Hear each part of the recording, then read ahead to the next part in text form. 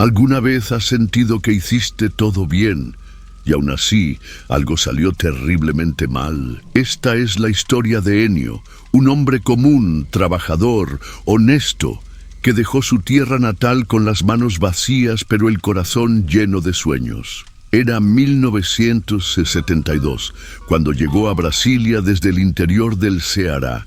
No traía nada, ni estudios, ni conexiones, ni siquiera una cama propia. Solo traía lo que muchos de nosotros llevamos cuando migramos, ganas. Como tantos paisanos que dejan su rancho rumbo a la Ciudad de México, Ennio llegó con la esperanza de algo mejor. ¿Y sabes cómo empezó? Repartiendo pan en bicicleta. Sí, pan. Se levantaba a las 3 de la mañana, con el frío cortándole la cara, y salía a pedalear por calles aún dormidas, cargando una canasta repleta de panecillos. A fuerza de trabajo, sudor y perseverancia, Ennio fue levantando su vida. Se casó con Margarida, una mujer fuerte que hacía costuras para sacar adelante a la familia. Tuvieron 6 hijos. Se construyeron una casa con sus propias manos, ladrillo por ladrillo, como los que construyen su hogar en la periferia, con lo que pueden, como se puede.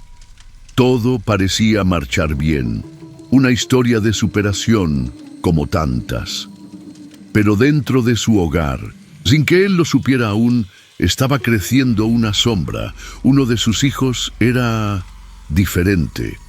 No al principio. Al principio solo parecía un niño callado, serio.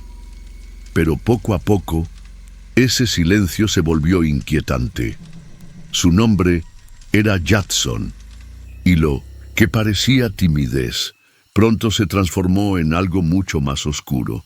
Jadson no era como sus hermanos. Mientras los otros niños correteaban por el patio, él se quedaba sentado, observando las llantas de los coches girar, hipnotizado, como si en ese movimiento circular encontrara algo que nadie más veía. No le gustaban los abrazos. No reaccionaba cuando alguien se caía o lloraba. Nunca mostraba alegría, ni enojo, ni miedo. Era como si algo en su interior estuviera apagado. Pero lo más inquietante no era lo que le faltaba, era lo que hacía. Una vez, Ennio lo encontró lastimando al perro de la familia. Cuando le preguntó por qué, el niño respondió con frialdad. Quería saber si los perros sangran como las personas. Tenía apenas 4 años. A esa edad, la mayoría de los niños están jugando con carritos, viendo caricaturas, pidiendo dulces. Jadson, en cambio, parecía vivir en otra frecuencia. Aprendió a leer solo antes de los 5 años. Encantaba a los adultos con su forma educada de hablar, su vocabulario impecable, pero con sus hermanos era cruel. Mentía con facilidad. Manipulaba. Si rompía algo o hacía alguna travesura, era capaz de mirar a los ojos de sus padres y negar todo con una calma perturbadora. Y lo peor, les creían. Con el tiempo, esas actitudes se volvieron más intensas. Una vez, hirió a un compañero con un pedazo de vidrio, y cuando lo confrontaron, simplemente dijo, «Se lo merecía». Era como si no tuviera conciencia, como si no pudiera sentir culpa. Ennio y Margarida estaban confundidos. No sabían si era una fase, si lo habían consentido demasiado, si necesitaba más límites o más cariño. Como muchos padres, dudaban. Se preguntaban en silencio, ¿dónde fallamos? Pero la verdad era otra, una mucho más dura, y todavía no estaban preparados para aceptarla, porque a veces el monstruo no se esconde debajo de la cama, a veces duerme en la habitación de La adolescencia de Jadson no trajo alivio. Al contrario, fue la etapa donde su comportamiento se volvió más complejo y más peligroso. En la secundaria no tenía amigos verdaderos. Se relacionaba con los demás solo cuando necesitaba algo. Una tarea copiada, un favor, una mentira encubierta, y siempre conseguía lo que quería. Su mirada, fría e inteligente, ponía nerviosos a los profesores, pero como era educado y sacaba buenas notas, Nadie se atrevía a sospechar que algo estuviera mal en casa. La situación era diferente. Margarida sentía un miedo que no sabía cómo explicar. Las cosas desaparecían. Uno de los hermanos se cortó con una navaja que, según él, Judson le había puesto debajo de la almohada. Cuando lo confrontaron, Judson solo sonrió. «Seguro, fue un accidente», dijo. Ennio empezó a notar cómo todos en la casa caminaban con cautela cuando él estaba cerca, como si en lugar de un hijo tuvieran un huésped peligroso. Un día, Margarida encontró en el cuarto de Judson una libreta escondida, llena de dibujos perturbadores, animales destripados, caras sin ojos, fuegos que consumían casas. Era como mirar dentro de una mente torcida. Ennio quiso hablar con él, pero Judson fue más rápido. «Es solo arte, papá. No dicen que uno tiene que expresarse». Y lo dijo con una voz tan tranquila, tan convincente, que Ennio terminó sintiéndose culpable por desconfiar. Pero no era solo arte, era una advertencia. En la escuela, los rumores crecían. Un maestro denunció que Judson había amenazado a otro estudiante, pero no había pruebas. Siempre encontraba la forma de limpiar su imagen. Era como si llevara una máscara invisible que solo se quitaba en casa cuando nadie más podía verlo. A veces, incluso frente a su madre, fingía llorar para no ir a misa, o simulaba ataques de ansiedad para evitar castigos. Todo estaba calculado. Todo tenía un propósito. Lo que más dolía a Ennio no era la conducta de su hijo, era la forma en que lo hacía sentir, como si cada conversación fuera una batalla, como si su hijo supiera exactamente qué decir para hacerle daño. Usaba recuerdos de la infancia como armas. Lo miraba con desprecio, lo hacía sentir pequeño. Un padre que había luchado tanto, que había entregado todo, reducido al silencio por su propio hijo. Una noche, Ennio escuchó a uno de sus hijos menores llorar en la habitación. Al entrar, lo encontró encogido en una esquina. «Judson me dijo que si le contaba algo a usted, iba a matarme mientras dormía». Ese fue el momento en que Ennio entendió que no podía seguir ignorando lo que estaba pasando. Su hijo no solo era diferente, era peligroso. Intentaron llevarlo a terapia, pero Judson no hablaba. O peor, mentía a los psicólogos con una facilidad espeluznante. Los profesionales decían que era inteligente, brillante incluso, pero emocionalmente distante. Uno de ellos mencionó la palabra que ningún padre quiere escuchar: psicopatía. Ennio se negó a aceptarlo. «No, es solo una etapa, está confundido, es un adolescente». Pero algo dentro de él sabía que no era así. Había una oscuridad creciendo, una presencia que se hacía más densa con cada año que pasaba. Y lo más aterrador era que Ennio no sabía hasta dónde podía llegar esa oscuridad. Y mientras intentaban mantener la paz en casa, mientras se esforzaban por proteger a los demás hijos, por ocultar la verdad a los vecinos, por seguir adelante, como si todo estuviera bien, Judson solo crecía y observaba, siempre observaba, como si esperara el momento perfecto para hacer su próximo movimiento. Ennio comenzó a tener sueños inquietantes. Soñaba con puertas que no podía cerrar, con voces que lo llamaban desde la oscuridad, con su casa envuelta en silencio. Despertaba empapado en sudor, con el corazón latiendo como si acabara de correr una maratón. A veces, al despertar, encontraba a Judson parado en la puerta del cuarto, mirándolo en silencio. «No podía dormir», decía. Pero Ennio sentía que había algo más, algo que no podía explicar con palabras. Margarida, por su parte, se estaba consumiendo por dentro. Ya no comía bien. Pasaba las noches rezando con un rosario en la mano. Cada vez que escuchaba un ruido, se estremecía. Su fe, que antes era inquebrantable, comenzaba a flaquear. En una conversación con una vecina, llegó a decir en voz baja: Yo creo que ese niño nació sin alma. La mujer le recomendó ver a un sacerdote, hacer una misa en la casa. Pero, ¿cómo se hace una misa para ahuyentar el mal cuando ese mal lleva tu apellido? Los hermanos de Judson vivían con miedo. Uno de ellos se cambió de casa tan pronto como pudo. Otro dejó los estudios y se fue a trabajar al norte. Nadie quería hablar del tema, como si mencionar su nombre fuera invocar algo prohibido, pero todos sabían que algo andaba mal. Era un secreto a gritos. Y la familia, antes unida y alegre, ahora era solo un grupo de personas caminando entre ruinas emocionales.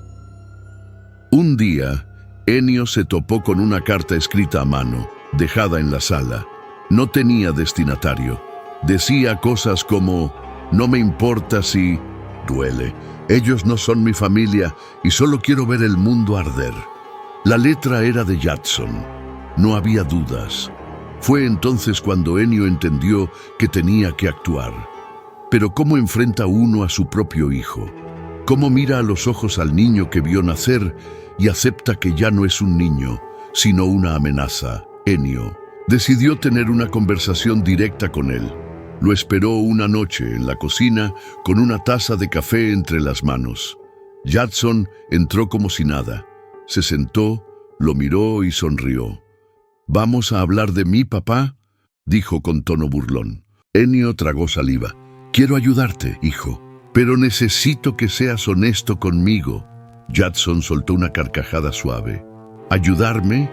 ¿De qué me vas a salvar tú?». Y esa pregunta, dicha sin levantar la voz, le heló la sangre a Ennio. A partir de ese momento, ya no hubo duda. Tenía que proteger a los demás.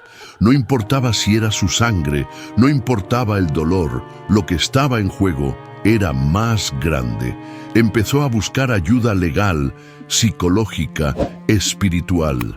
Pero nadie le daba una respuesta concreta. Algunos le decían que no podían intervenir sin pruebas. Otros sugerían que lo internara. Pero Ennio sabía que su hijo era demasiado listo para dejarse atrapar tan fácilmente. La tensión en la casa crecía como una tormenta. Cada día traía una nueva amenaza, un nuevo susto, una nueva herida invisible. Margarida empezó a dormir con la puerta trancada.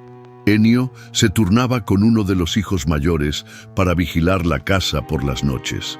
Vivían como si esperaran un ataque, como si la guerra fuera inevitable. Y lo era. Una noche, todo cambió. Judson se encerró en su cuarto y durante horas no respondió a ningún llamado. Cuando lograron abrir la puerta, encontraron las paredes cubiertas de palabras, escritas con marcador rojo. Palabras en inglés, en latín, frases bíblicas deformadas. En el centro del cuarto, una figura de madera con clavos atravesándole el rostro y un cuchillo perfectamente afilado sobre la almohada. Ennio cayó de rodillas. Ya no era solo miedo, era una certeza. Lo que vivía con ellos ya no era su hijo, o si lo era, ya no quedaba nada de él. La policía llegó después de que Ennio, con las manos temblorosas, hiciera la llamada más difícil de su vida. No sabía exactamente qué decir. «Mi hijo está fuera de control», murmuró. «Tengo miedo de que lastime a alguien o a sí mismo». No era una denuncia formal, pero fue suficiente para que una patrulla se presentara. Cuando los oficiales entraron, Judson los recibió con una sonrisa amable. «¿Puedo ayudarles en algo?», preguntó con una cortesía desconcertante. Los policías se miraron entre ellos confundidos. No encontraron nada ilegal en el cuarto, nada que justificara una intervención, y se fueron. Ennio se sintió derrotado, no solo porque la ley parecía impotente, sino porque entendió que Judson sabía exactamente hasta dónde podía llegar sin cruzar la línea. Era como si jugara un ajedrez macabro, siempre un paso por delante. Esa noche, al cerrar la puerta, con doble llave, Ennio no durmió. Se quedó en una silla, frente a la puerta del cuarto de sus otros hijos, como un centinela al borde del colapso. Los días siguientes fueron aún más extraños. Judson comenzó a comportarse como el hijo perfecto. Ayudaba en la casa, sonreía más de lo normal, preguntaba cómo estaba su madre. Pero en esa amabilidad forzada había algo profundamente perturbador. Margarida sentía que la estaban acechando. Es como si supiera que estamos planeando algo y solo está esperando que cometamos un error, le dijo a Ennio en voz baja. Entonces sucedió lo inevitable. Una noche, uno de los hermanos llegó a casa con una herida en la pierna. Dijo que se había caído, pero no quiso dar detalles. Ennio no necesitó explicaciones. Fue directo al cuarto de Judson y encontró, debajo de su cama, un objeto punzante envuelto en una camiseta. No dijo nada, solo lo tomó y lo guardó como prueba. Al día siguiente, Ennio fue a una comisaría más alejada. Habló con un oficial de más edad, alguien que parecía haber visto de todo. Le contó la historia desde el principio. El policía lo escuchó en silencio. Luego suspiró profundamente y dijo: «Don Ennio, usted no necesita pruebas. Usted necesita proteger a su familia. Esto va más allá de lo legal, va de lo humano». Fue ese consejo, más humano que jurídico, el que impulsó a Ennio a tomar una decisión definitiva. Habló con una tía lejana, en un pueblo apartado, y organizó la mudanza de los hermanos más pequeños. Los envió lejos, con cualquier excusa. Margarida se fue con ellos unos días después. Solo Ennio se quedó, no porque quisiera, sino porque sabía que alguien debía quedarse vigilando al hijo que ya no reconocía. Los días en casa, solo él y Judson, fueron los más largos de su vida. Cada comida era una partida de póker emocional. Cada noche, un duelo silencioso. Ennio evitaba cerrar los ojos sin antes asegurarse de que la puerta estuviera trabada por dentro, con una silla empujada bajo el pomo. Judson, mientras tanto, fingía normalidad, pero sus ojos decían otra cosa. Una noche, durante la cena, Judson dejó el tenedor sobre la mesa, lo miró fijamente y dijo: «¿Sabes qué es lo más divertido de todo esto, papá? Que tú crees que me estás vigilando, pero el que te ha estado estudiando todo este tiempo soy yo». Fue entonces cuando Ennio entendió que el final estaba cerca y que no iba a ser pacífico. Esa noche, Ennio no durmió. Se quedó sentado en la sala, con una lámpara pequeña encendida y una taza de café frío en la mano. La frase de Judson repetía en su cabeza como un eco maligno: «El que te ha estado estudiando soy yo». ¿Qué quería decir con eso? ¿Era una amenaza, una advertencia o simplemente un juego mental más? Ennio sentía cómo su mente se debilitaba. La duda, la culpa, el miedo. Todo se mezclaba como un veneno lento que lo mantenía paralizado. A medianoche, escuchó pasos, lentos, calculados, cruzando el pasillo. Ennio se levantó sin hacer ruido y se asomó. Era Judson. Caminaba hacia la cocina. Ennio lo siguió a distancia. Desde la sombra, lo vio abrir un cajón, sacar un cuchillo y girarlo entre los dedos con una calma escalofriante. No estaba cortando pan, no estaba buscando nada, solo lo sostenía, como si supiera que lo estaban observando. Y de pronto, sin voltear, dijo: «¿Vas a seguir ahí parado o vas a decirme algo, papá?» Ennio retrocedió, no respondió. Volvió a su cuarto y cerró la puerta con llave. Esa fue la última noche que pasó en esa casa. Al amanecer, con los ojos inyectados de sangre y la determinación al borde de lo irracional, empacó sus cosas, dejó una carta y se fue. La carta no explicaba todo, solo decía: «No sé qué hice mal, pero no puedo seguir protegiendo a alguien que destruye todo a su paso. Perdóname, hijo». Se fue a vivir con un primo lejano, en otra ciudad.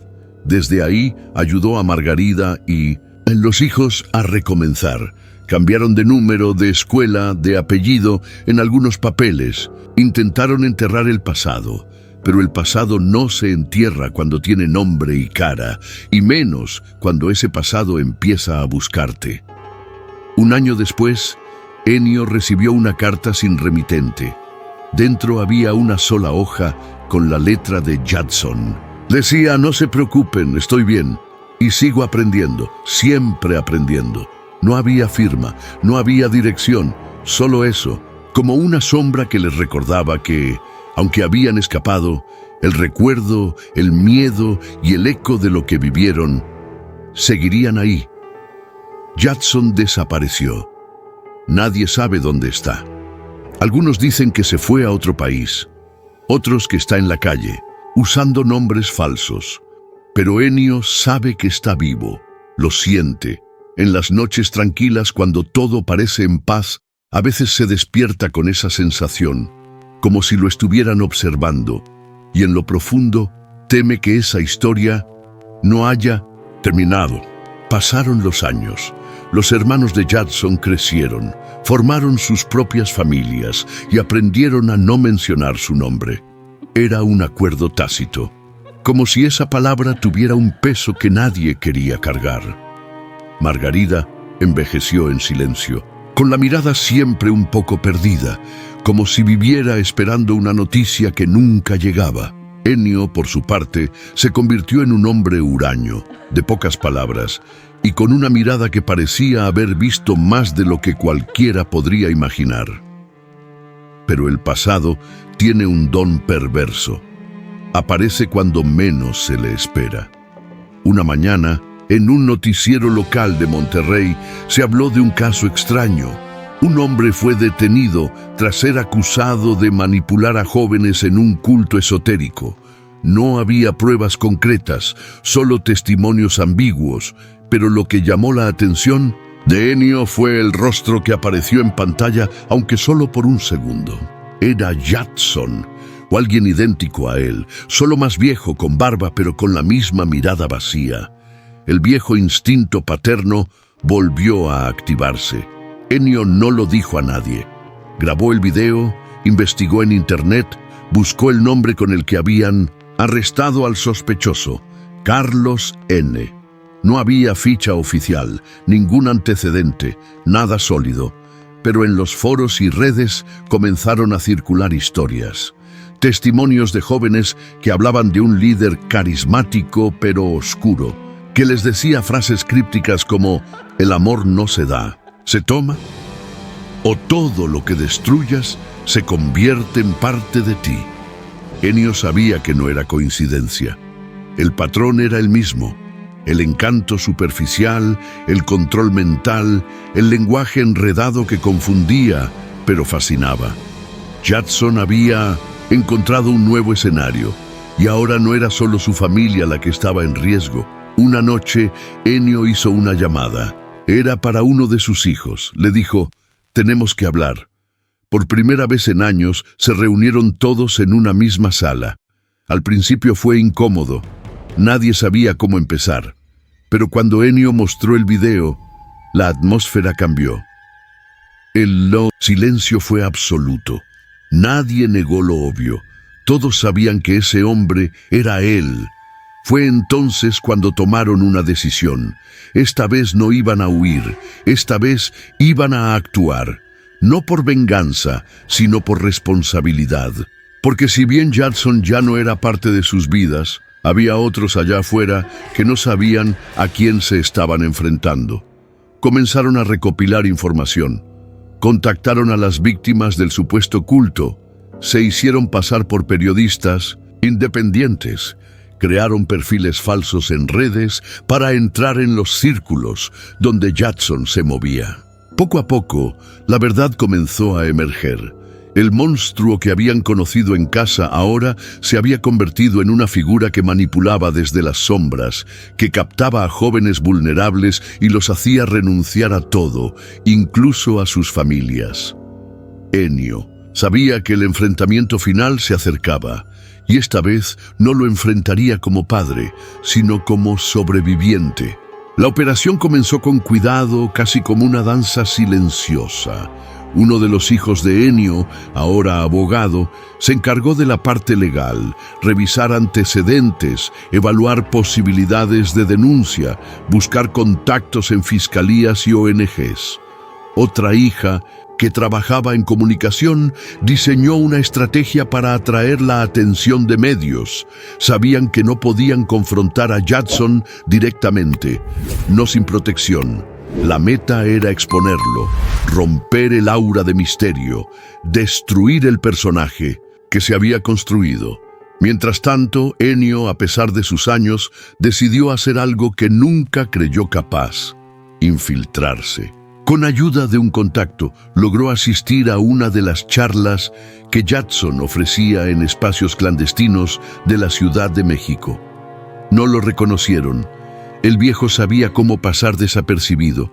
Sentado al fondo, observó, y al ver a su hijo sobre el pequeño escenario, vestido de blanco, hablando de transmutar el dolor en poder y liberar el alma a través del desapego emocional, sintió una mezcla devastadora de orgullo distorsionado y horror puro.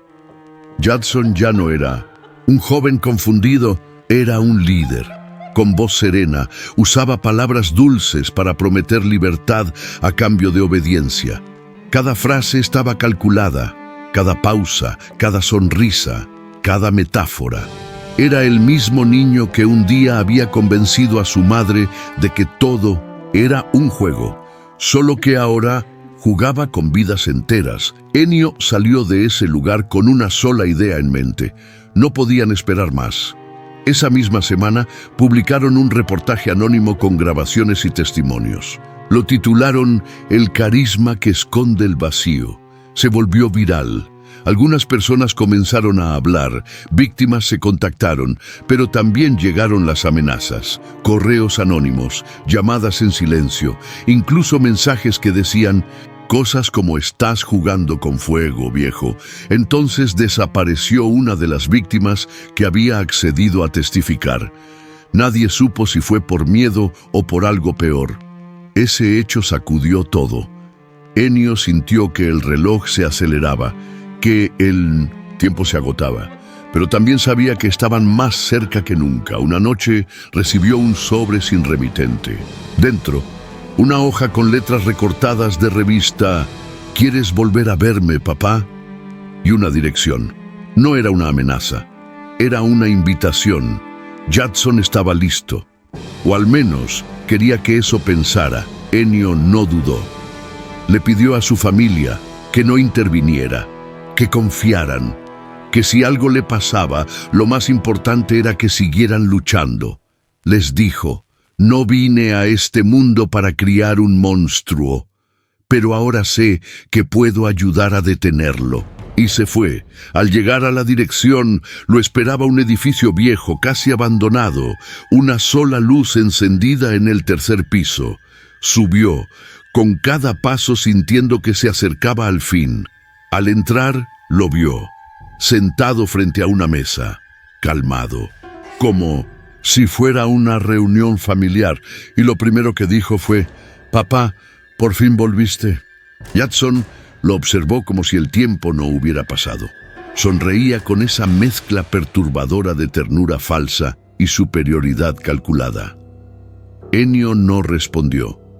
Solo lo miró, buscando en su rostro al hijo que alguna vez abrazó en las noches de tormenta, cuando aún era un niño asustado.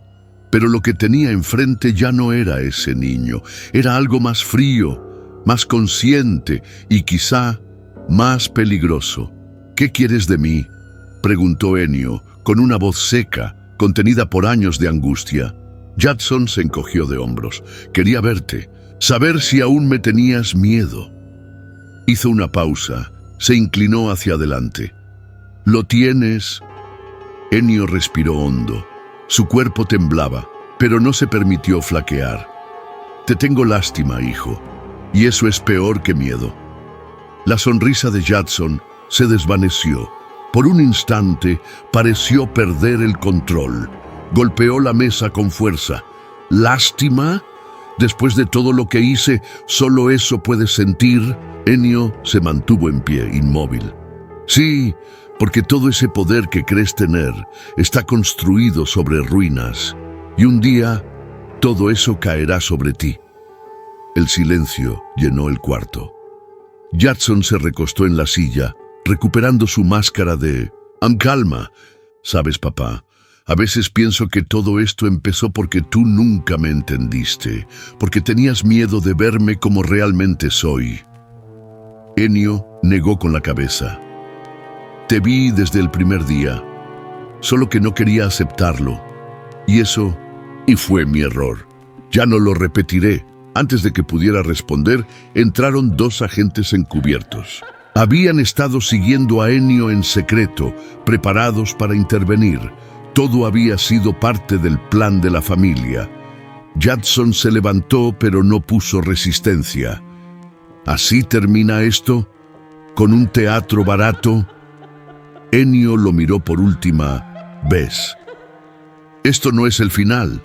Es apenas la primera rendija de luz entrando en una habitación que estuvo demasiado tiempo a oscuras. Judson fue detenido sin violencia.